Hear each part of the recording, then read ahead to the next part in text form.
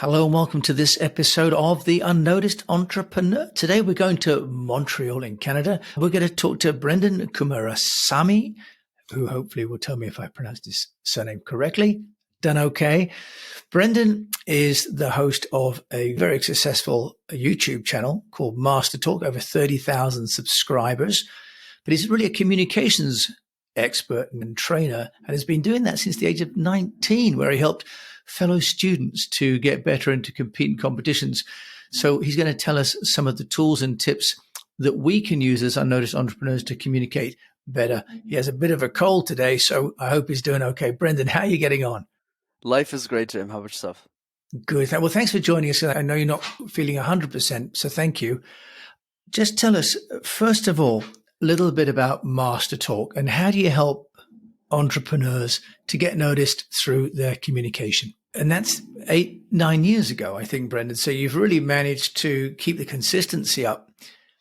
Do you want to maybe tell us, to start with, some of the tips that you've been sharing that are so successful? And then we're going to move on to how you've built the business around your skill set. So first of all, for those of us that are not expert at presentations and communications, can you give us some guidance?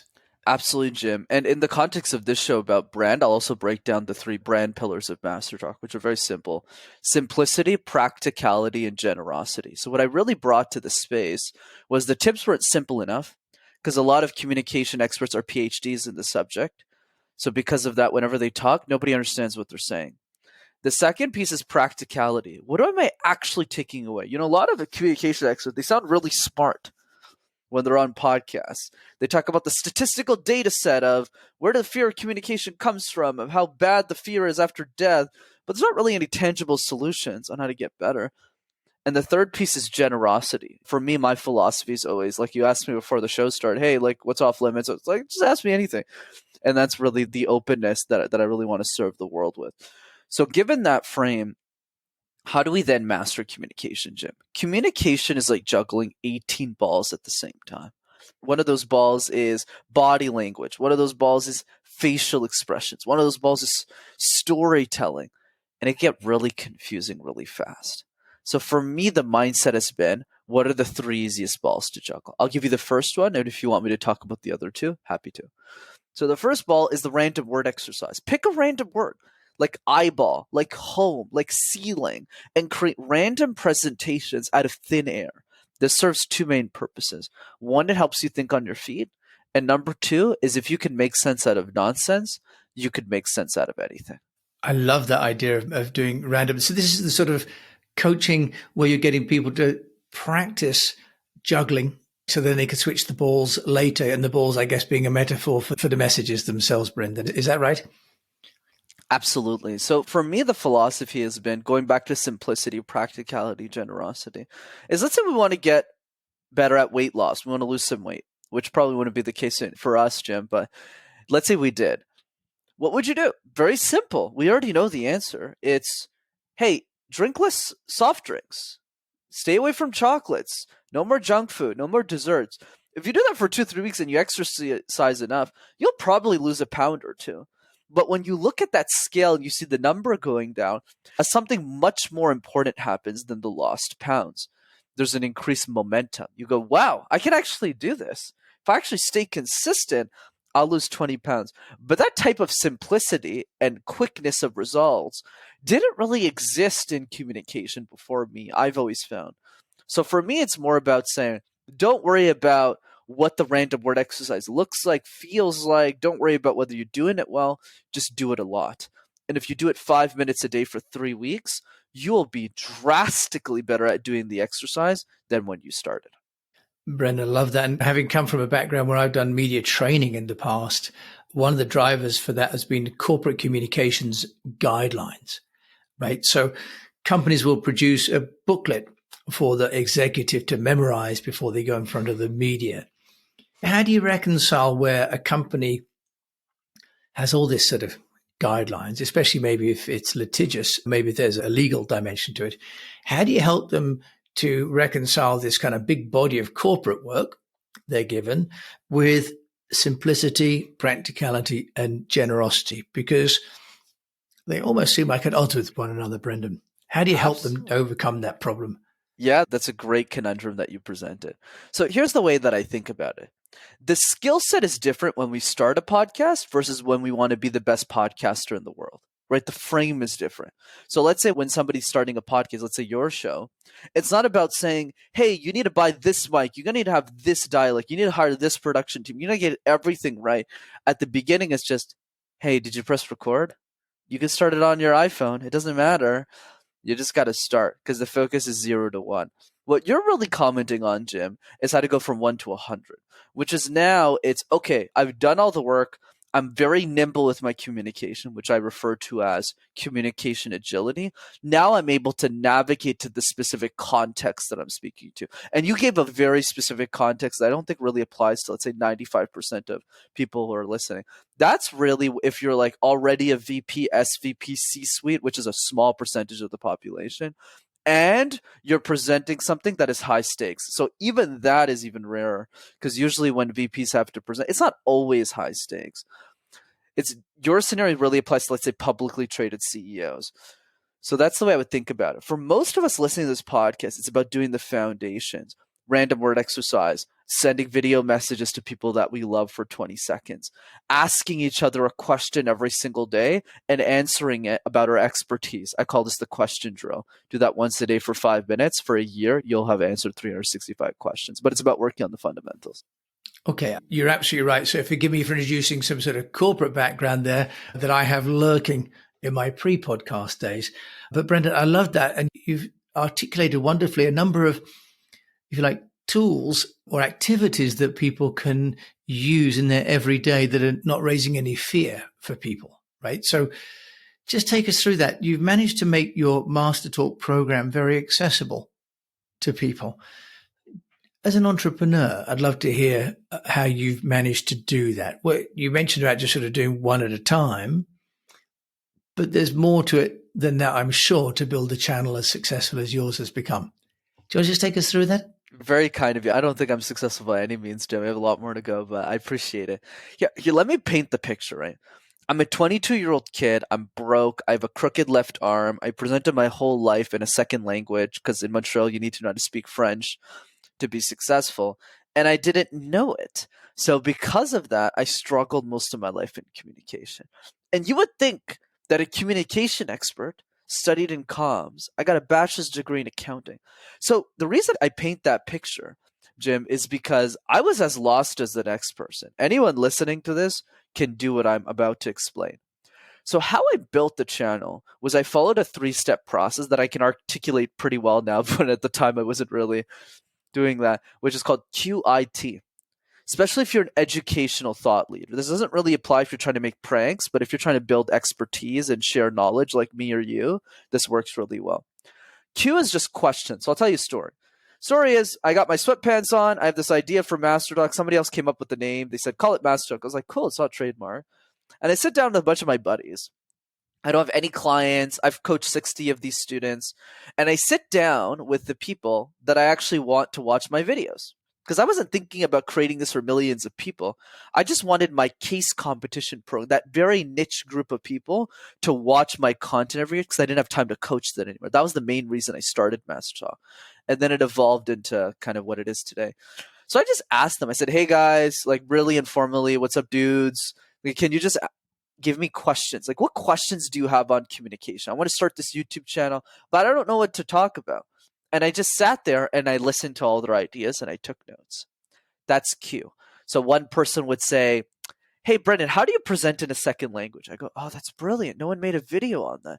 Then somebody said, hey, Brenden, can you do a speaker breakdown of like Brene Brown or Gary Vee and give your point of view?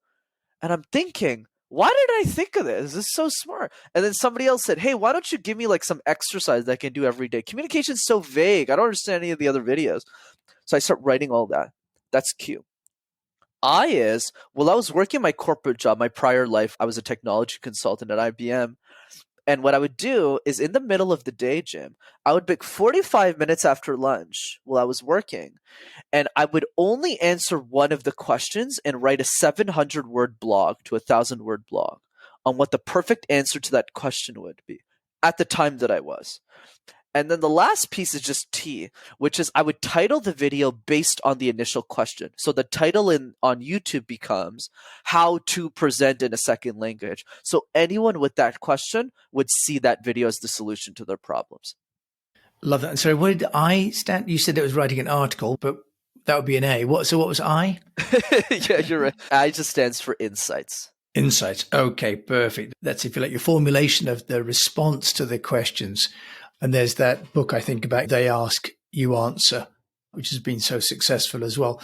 And so, Brenden, I love that. This YouTube channel, in terms of frequency and cadence, have you got some structure to that? And in terms of duration, format, things that have worked for you, maybe you can share for those of us that are looking at YouTube and go, wow, how do you get those kind of followers? Absolutely, Jim. And you probably won't like the answer. Here's the problem with a lot of us with personal brands and trying to build a foundation. And it's funny that the young guy is saying this to people. But at the end of the day, team, you should not be asking yourself what's hot. Like, what's sexy? Oh, yeah, it's TikTok, LinkedIn, Organic. There's nothing wrong with these platforms. We're posting on them too. But what you need to ask yourself, Jim, and everyone else listening, is what do you want your personal brand to look like in a decade? Because most people cannot create content consistently for 10 years. Like, at all. Like, if you just outlast your competition in any niche, you will win. Seth Godin is the epitome example of that, right? He's written a blog every single day since the dawn of the internet and hasn't missed a day in 30 years? So that's why he has and obviously super talented, but that combined with the consistency of writing a blog every day for 30 years just made him invincible. So in that longevity. So that's been a key focus.